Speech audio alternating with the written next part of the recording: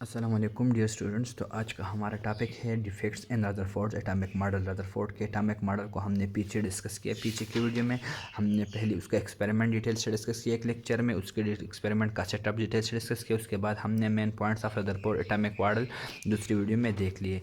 तो main points के basis पे कुछ डिफेक्ट्स थे जो दूसरे साइंटिस्ट ने डिस्कवर किए, और वो डिफेक्ट्स निकालने के लिए फिर एक थर्ड मॉडल आ गया, एक थर्ड थ्योरी आ गई जो कि नील बोहर की थी।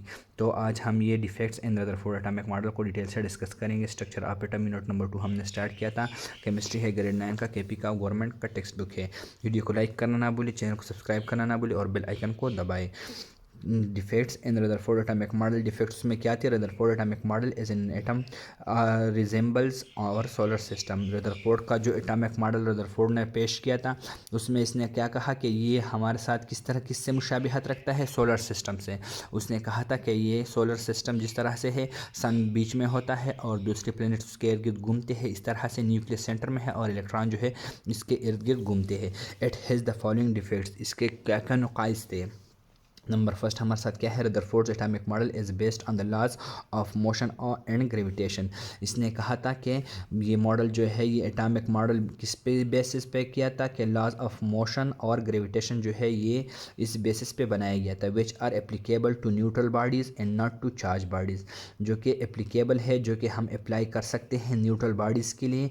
चार्ज बॉडीज़ पे हम law of motion and law of gravitation apply नहीं कर सकते। तो first defect Rutherford atomic model में क्या था कि उसने क्या कहा कि ये मॉडल जो है ये सोलर सिस्टम या ग्रेविटी के सिस्टम पे बेस है, तो उसी बेसिस पे ये लॉ ऑफ मोशंस और ग्रेविटेशंस पे इसने बेस किया हुआ था, जो कि न्यूट्रल बॉडीज़ के लिए तो सही है, एप्लीकेबल है, जबकि चार्ज बॉडीज़ के लिए वो अप्लाई नहीं कर सकते आप। इलेक्ट्रॉन और प्रोटॉन जो है ये चार्ज बॉडीज़ है।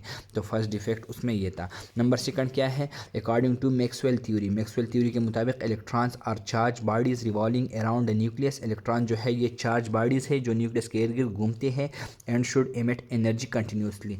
मैक्सवेल की एनर्जी के मुताबिक जो चार्ज बॉडी हो, मोशन में हो, तो वो क्या करती है? एनर्जी एमिशन करती है। तो अगर इलेक्ट्रॉन चार्ज बॉडी है और ये न्यूक्लियस के इर्द गिर्द कंटिन्यूसली मोशन करती है, तो इसको चाहिए कि it should emit energy continuously. तो ये इसको चाहिए कि ये एनर्जी कंटिन्यूसली खारिज करे। मतलब क्या है कि इससे एनर्जी मुकम्मल तौर पर मुसलसल तौर पर खारिज होती जाएगी। Electron will move on circular path. Electron जो है एक सर्कुलर पाथ में मोशन करेगा and ultimately fall in the nucleus. इस तरह से कुछ इस तरह का डायग्राम बन जाएगा। ये इलेक्ट्रॉन जो है ये चार्ज बॉडी है, तो अगर इसका मुसलसल मोशन है तो मैक्सवेल थ्योरी के मुताबिक इसको इस तरह से इस पाथ में जाना चाहिए और आखिर में इसका पाथ छोटा होकर न्यूक्लियस में ये इलेक्ट्रॉन गिरने का चांसेस हो गए according to Maxwell theory. However it is not does happen. इस तरह से वो नहीं वाक़ होता है। इलेक्ट्रॉन जो है ये न्यूक्लियस में नहीं जा गिरते।